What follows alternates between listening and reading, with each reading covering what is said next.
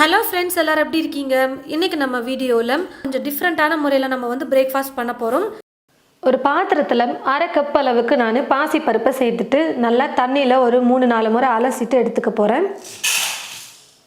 தண்ணியில் நல்லா பாசிப்பருப்பை அலசி எடுத்ததுக்கப்புறமா குக்கரில் வந்து நான் சேர்த்துக்கிறேன்.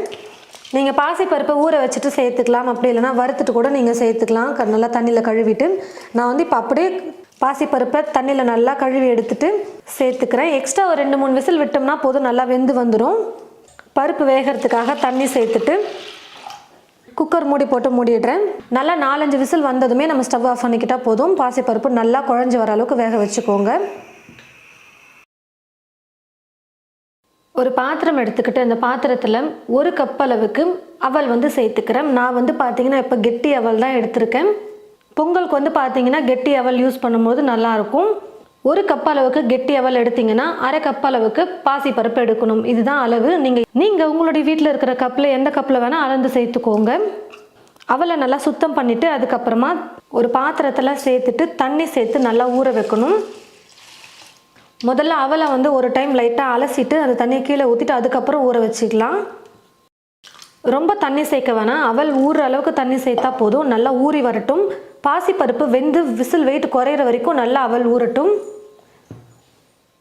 பாருங்கள் ஃப்ரெண்ட்ஸ், ஒரு 15 நிமிஷம் நம்ம ஊற வச்சோம்னாலே போதும், அவல் நல்லா ஊறி வந்துடும். தண்ணி கொஞ்சம் நல்லா சேர்த்து நான் வந்து நல்லா ஊற வச்சுக்கிட்டேன். நம்ம எடுத்து இப்படி மசிக்கும் போது நல்லா சாதம் மாதிரி மசிஞ்சு வரணும், அதுதான் சரியான பதம். நல்லா சாஃப்டாக வந்து ஊற வச்சு எடுத்துக்கோங்க, அப்போ தான் பொங்கல் சாப்பிட நல்லாயிருக்கும். பாருங்கள் எவ்வளோ கம்மியாக சேர்த்துருந்தோம், நல்லா தண்ணியில் ஊறி இப்போ வந்து நல்லா சாஃப்டாக ஊறி வந்துருச்சு. பாசிப்பருப்பையும் நான் வந்து பார்த்திங்கன்னா வேக வச்சு எடுத்துக்கிட்டேன். ஸ்டவ்வை பற்ற வச்சுக்கிட்டு ஸ்டவ் மேலே ஒரு பாத்திரம் வச்சுட்டு இந்த பாத்திரத்தில் எண்ணெய் கொஞ்சம் சேர்த்துக்கிறேன், கூடவே நெய் சேர்த்துக்கிறேன். நீங்கள் வெறும் நெய் மட்டும் யூஸ் பண்ணிக்கலாம், அப்படிலாம் வெறும் எண்ணெயை மட்டும் நீங்கள் பயன்படுத்திக்கலாம். பொங்கலுக்கு வந்து இந்த மாதிரி ரெண்டுமே சேர்த்து நீங்கள் செய்யும் போது ரொம்பவே சூப்பராக இருக்கும். எண்ணெய் நெய் நல்லா காஞ்சதுக்கப்புறமா 1/4 டீஸ்பூன் பெருங்காயத்தூள் சேர்த்துக்கிறேன், 1/2 டீஸ்பூன் மிளகு, 1 டீஸ்பூன் சீரகம், முந்திரி கொஞ்சம் சேர்த்துக்கிறேன், மஞ்சள் தூள் கொஞ்சம் சேர்த்துக்கிறேன். ஸ்டவ்வை கம்மி பண்ணி வச்சுட்டு நீங்கள் எல்லாத்தையும் சேர்த்துக்கோங்க. இஞ்சியை நல்லா பொடியாக நான் வந்து கட் பண்ணி எடுத்து வச்சுருக்கேன், 1 ஸ்பூன் அளவுக்கு சேர்த்துக்கோங்க.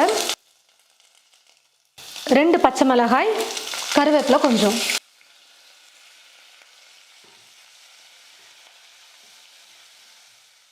எல்லாமே வந்து பார்த்திங்கன்னா நல்லா வறுபட்டு வந்துருச்சு. இப்போ இது கூட வேக வச்சு எடுத்து வச்சுருக்கிற இந்த பாசிப்பருப்பை சேர்த்துக்கிறேன்.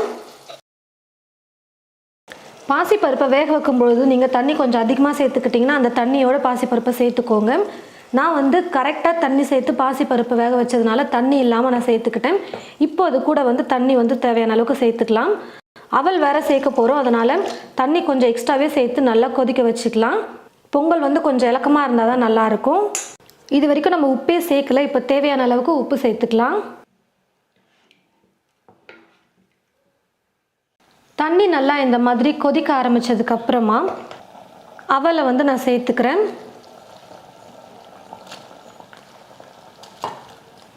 ஒருவேளை அவல் ஊற வைக்கும்போது தண்ணி கொஞ்சம் அதிகமாக சேர்த்துருந்தீங்கனாலும் பரவாயில்ல, அந்த தண்ணியோட அவலை வந்து சேர்த்துக்கோங்க. இப்போ வந்து பார்த்தீங்கன்னா கொஞ்சம் இலக்கமாக இருக்கிற மாதிரி இருக்கும். நல்லா கொஞ்சம் நேரத்துக்கு குக் பண்ணோம்னா போதும், கொஞ்சம் கெட்டியான பதத்துக்கு வந்துடும். அப்போ பொங்கல் வந்து சூப்பராக இருக்கும் சாப்பிட. பாருங்கள் ஃப்ரெண்ட்ஸ், எல்லாத்தையும் சேர்த்து நல்லா குக் பண்ணியாச்சு. ரொம்ப தண்ணியாக இருந்தது, இப்போ குக் ஆகிட்டு நல்லா கொஞ்சம் கெட்டியான பதத்துக்கு வந்திருக்கு பாருங்கள். ஆனாலும் இது வந்து பார்த்திங்கன்னா கொஞ்சம் இலக்கமாக தான் இருக்கும். இந்த மாதிரி இந்த பொங்கலை செஞ்சு சாப்பிடும்போது டேஸ்ட் வந்து பார்த்திங்கன்னா சூப்பராக இருக்கும். ஒருவேளை உங்களுக்கு இந்த அளவுக்கு இலக்கமாக வேணாம் அப்படின்னு நினச்சிங்கன்னா தண்ணியோட அளவை மட்டும் கம்மி பண்ணிக்கிட்டு அவல் சேர்த்துக்கிட்டிங்கன்னா போதும், கொஞ்சம் கெட்டியான பதத்துக்கு இருக்கும் பொங்கல் சாப்பிட. ஆனால் இந்த மாதிரி நீங்கள் செஞ்சு பாருங்கள், ரொம்பவே சூப்பராக இருக்கும், சாப்பிட்றதுக்கு அவ்வளோ டேஸ்டியாக இருக்கும். சைட் டிஷ் வந்து நம்ம சட்னி சாம்பாரில் எதுவுமே தேவையில்லை, வெறும் இந்த பொங்கல் மட்டும் செஞ்சு கொடுத்தீங்கனாலே அவ்வளோ ரொம்ப விரும்பி சாப்பிடுவாங்க. இப்போ நான் ஸ்டவ் ஆஃப் பண்ணிடுறேன். அவல் வெண்பொங்கல் வந்து ரெடி ஆகிடுச்சு. நல்லா சுட சுட இந்த மாதிரி பொங்கல் செஞ்சுட்டு நீங்கள் சர்வ் பண்ணிங்கன்னா போதும், வீட்டில் இருக்கிறவங்க அவ்வளோ ரொம்ப விரும்பி சாப்பிடுவாங்க. இனி அடிக்கடி இந்த மாதிரி பொங்கல் வந்து செய்ய சொல்லி கேட்பாங்க. அந்த அளவுக்கு எல்லாருக்கும் பிடிக்கக்கூடிய வகையில் இந்த அவல் வெண்பொங்கல் இருக்கும். ட்ரை பண்ணி பார்த்துட்டு எப்படி இருக்குன்னு சொல்லிட்டு மறக்காமல் கமெண்ட் பாக்ஸில் வந்து கமெண்ட் பண்ணுங்கள். இந்த வீடியோவை மற்றவங்களுக்கும் ஷேர் பண்ணுங்கள். இது போல் நிறைய ரெசிபீஸ் பார்க்க தமிழ் ஃபுட் மசாலா சேனலை மறக்காமல் சப்ஸ்கிரைப் பண்ணிக்கோங்க. கூடவே பக்கத்தில் இருக்கிற பெல் ஐக்கானை கிளிக் பண்ண மறந்துடாதீங்க. தேங்க்யூ.